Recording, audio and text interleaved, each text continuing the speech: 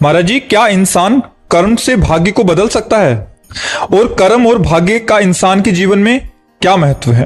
पूर्व जो हमारे द्वारा शुभ अशुभ कर्म हुए हैं वो संचित हो जाते हैं, जिसे अपनी गांव भाषा में गोदाम कहते हैं। कर्मों का हमारा गोदाम रखा हुआ है, उसे शास्त्रीय भाषा में संचित कर्म कहते हैं। उससे कुछ कर्म निकाल के शुभ और अशुभ शरीर की रचना होती है। दोनों मिश्रित है, शुभ कर्म और अशुभ कर्म।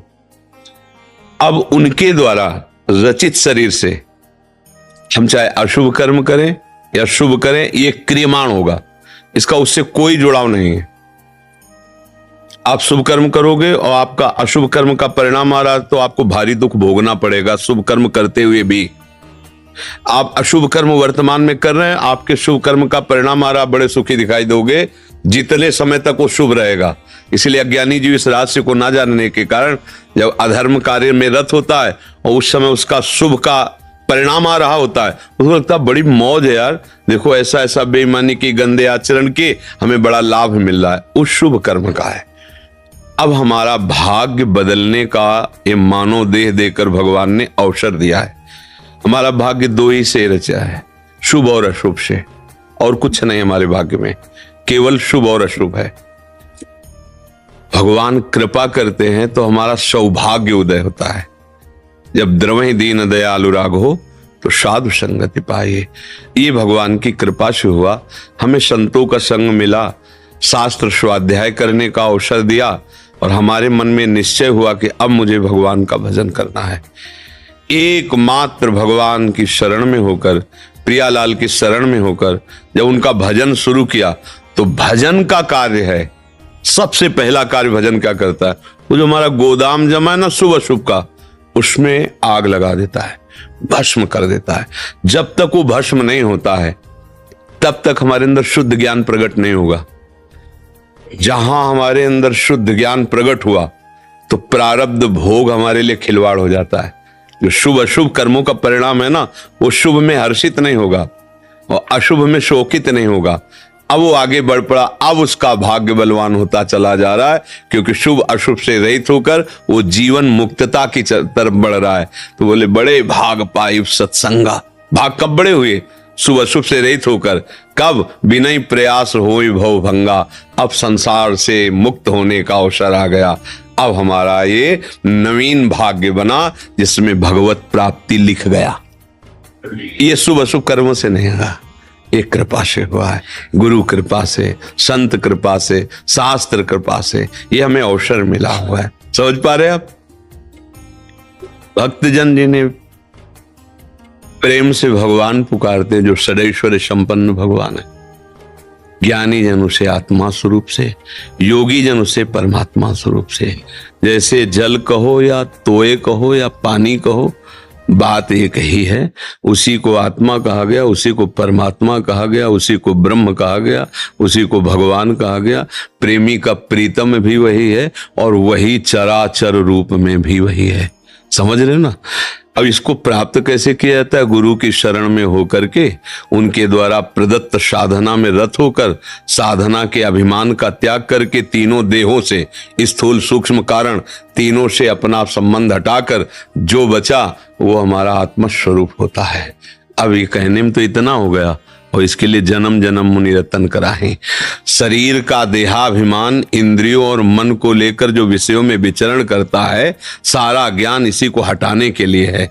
और हम सारा ज्ञान शास्त्री इसलिए सीखते हैं कि हमारी इंद्रियों को हमारे मनमानी भोग मिले, हमें सम्मान मिले, हमें प्रतिष्ठा मिले, तो देहाभिमान पुष्ट हो गया। आत्मस्वरूप के ज्ञान की तो बात जाने दो, वो साधारण सदाचार को भी नहीं निर्वाह कर सकता। और ज्ञान है, शास्त्रों का ज्ञान है, शास्त्रों का ज्ञान है, लेकिन शास्त्र ज्ञान जिसके लिए हमें प्रयोग करना चाहिए हम भूल गए, तो शास्त्र ज्ञान अज्ञान ही है। इसलिए नायमात्मा प्रवचनेन लभ्या न मेधया न बहुना श्रुतेन। बहुत बुद्धिमान है तो भी नहीं, बहुत प्रवचन कर लेता है तो भी नहीं, बहुत प्रवचन सुनता है तो भी नहीं। जो गुरुदेव की शरण में होकर आत्मस्वरूप गुरुदेव का वर्ण कर लेता है तो मोक्ष मूलम गुरु कृपा, उनके आश्रित हो गया तो देहाभिमान गलित हुआ, जो बचा वही स्वरूप है। जितना चिंतन है सब डिलीट कर दूं, जो अचिंत्य है वही बचा, वही आपका स्वरूप है। अब सारा जीवन इसी में लगाया जाता है। अब चिंतन को डिलीट करना बड़ा कठिन है, बातें चाहे कोई बुला ले। देखो, जब शास्त्र की बातें की जाती है तो एक अलग बात होती है, और जब उस पर चला जाता है ना तो पता है ना कितने पापड़ बेलने पड़ते हैं, तो उसका अनुभव होता है। इसीलिए प्रश्न का सही कर्ता और सही उत्तर तभी दोनों का मिलेगा जब शाब्द ब्रह्म का पारगामी विद्वान और पार ब्रह्म की अनुभूति से युक्त हो। अब केवल शाब्द ब्रह्म शास्त्र का ज्ञान है, पार ब्रह्म की अनुभूति नहीं, तो ना उत्तर समझ में आएगा ना उत्तर दे पाएगा। सारा ज्ञान केवल देहाभिमान को मिटाने के लिए है। मना कष्टान इंद्रियाणि प्रकृति स्थान कर सती, इस आकर्षण पर विजय प्राप्त करके जिसे स्वरूप को प्राप्त करने की चेष्टा की, वही शास्त्र ज्ञान सफल हुआ। नहीं तो भैया शास्त्र ज्ञान करके हम कूड़ा करकट ही बटोर रहे हैं। रुपया, पैसा, भोग सामग्री, प्रणाम, नमस्कार, ख्याति क्या है? कूड़ा करकट है, कूड़ा करकट। इसी को बटोर रहे हैं और हम अपने को कहते हैं शास्त्र ज्ञानी। हमारे गुरुजनों ने कहा, सम्मानम कल्याति घोर गरलम नीचापमानम सुधा, श्री राधा मुरली धरो भज सके वृंदावन मात्यज। हमारे गुरुजनों ने, महापुरुषों ने कहा, प्रतिष्ठा सुकरी विष्ठा गौरवम घोर रौरवम। कहां मान रहे हैं? आत्मस्वरूप का ज्ञान प्राप्त करने के लिए शरीर भाव का नाश, तभी तो आत्म भाव को प्राप्त होगे। ये पांच भौतिक शरीर में इतना तदात्म है कि आप देखो, हम बातें चाहे जितनी बनावे और हमें लगता है हम ही हैं, नहीं लगता? बस ये जो लगता है इसे मिटा दे, तो जो है वो लगता नहीं है, वो है। वो जो है उसकी अनुभूति होगी, उसे कहते हैं ब्रह्म, उसे ही कहते हैं ब्रह्मबोध। और ब्रह्मविद ब्रह्मवि भवति, जिसको ब्रह्मबोध हो गया वो ब्रह्म स्वरूप हो गया, क्योंकि ब्रह्म स्वरूप था, ब्रह्म स्वरूप है, ब्रह्म स्वरूप रहेगा। वो भूल कर अपने को पांच भौतिक देह में, विषयों में, देह संबंधियों के राग में अपने को फंसा दिया, इसलिए वो दुख, हर्ष, शोक, भय, लाभ, हानि, जन्म, मृत्यु इसको प्राप्त हो रहा है। समझ पा रहे?